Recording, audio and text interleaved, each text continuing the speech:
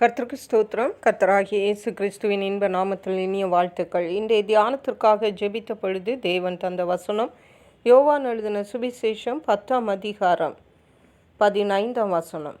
நான் என்னுடையவைகளை அறிந்தும் என்னுடையவைகளால் அறியப்பட்டும் இருக்கிறேன். ஆடுகளுக்காக என் ஜீவனையும் கொடுக்கிறேன். நம்முடைய கர்த்தராகிய இயேசு கிறிஸ்து நாம் ஒவ்வொருவரையும் அறிந்திருக்கிற தேவன். நாம் ஒவ்வொருவரும் அவருடைய மந்தைகளின் ஆடுகளாயிருக்கிறோம். அவர் நமக்கு மேய்ப்பராயிருக்கிறார். இதை தாவீது ராஜா அந்த காலத்திலேயே தன்னுடைய வாழ்விலே அனுபவித்திருக்கிறார்.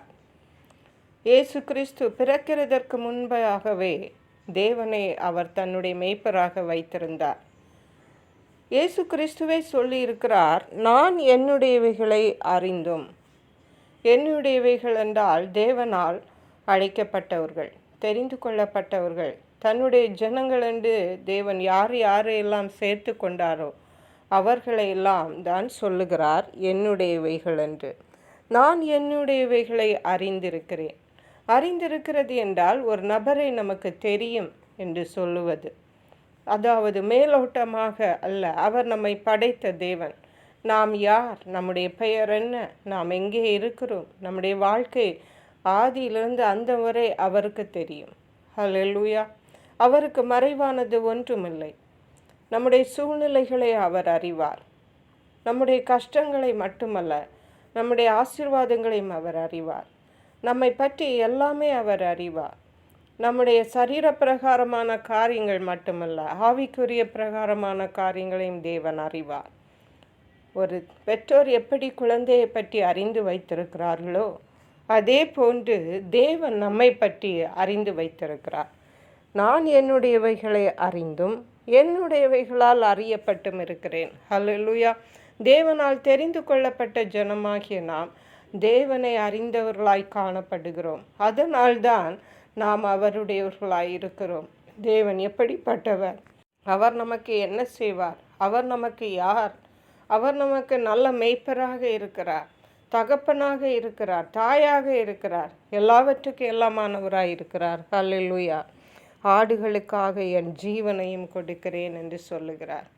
அருமையான கர்த்தருடைய பிள்ளைகளே, நமக்காக ஜீவனை தந்தவர் தான் நம்முடைய தேவன் இயேசு கிறிஸ்து. அவ்வளவு அன்பான தேவன், அவ்வளவாக நம்மை நேசிக்கிற தேவன், அவ்வளவாக நம்மை பராமரிக்கிற தேவன், அவ்வளவாக நமக்காக எல்லாவற்றையும் செய்கிற தேவன் நமக்கு இருக்கும் பொழுது நாம் ஏன் கலங்க வேண்டும்? நாம் பயப்பட தேவையில்லை. ஹல்லேலூயா. நமக்காக யுத்தம் பண்ணுகிறவர் ஒருவர் இருக்கிறார். நமக்காக எல்லாவற்றையும் அவர் செய்கிறார். நமக்கு அடைக்கலமாக இருக்கிறார்.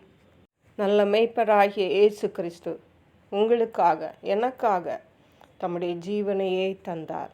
இப்படிப்பட்ட தேவன் மற்ற எந்த காரியத்தை நமக்கு தராதிருப்பார்? நம்முடைய எல்லா காரியங்களையும் அவர் அறிந்திருக்கிறார். நம்மை அவர் அறிவார். நாம் போகும் வழியை அவர் அறிவார்.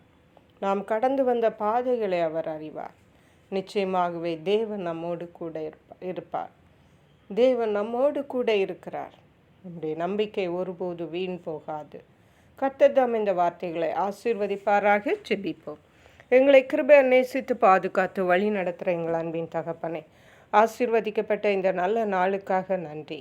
இந்த நாளிலும் கர்த்தர் தாமே எங்களை அறிந்திருக்கிறபடியால் நன்றி ராஜா. நீர் எங்கள் மேய்ப்பராக, எங்கள் தகப்பனாக, எங்களுக்கு எல்லாவற்றுக்கு எல்லாமானவராக நீர் எங்களோடு கூட இருக்கிறபடியால் நன்றி. நன்றி பரிசுத்த ஆவியானவரே. நாங்களும் கர்த்தரை முழுவதுமாக அறிந்து கொள்ள தேவன் எங்களுக்கு கிருபை தருவீராக. நன்றி பரிசுத்த ஆவியானவரே. துதி கன மகிமை மக்கை செலுத்துகிறோம். மீட்பரும் இரட்சகருமாகிய இயேசு கிறிஸ்துவின் இன்ப நாமத்தில் ஜெபிக்கிறோம் எங்கள் அன்புள்ள பரமபிதாவே. ஆமேன். God bless you.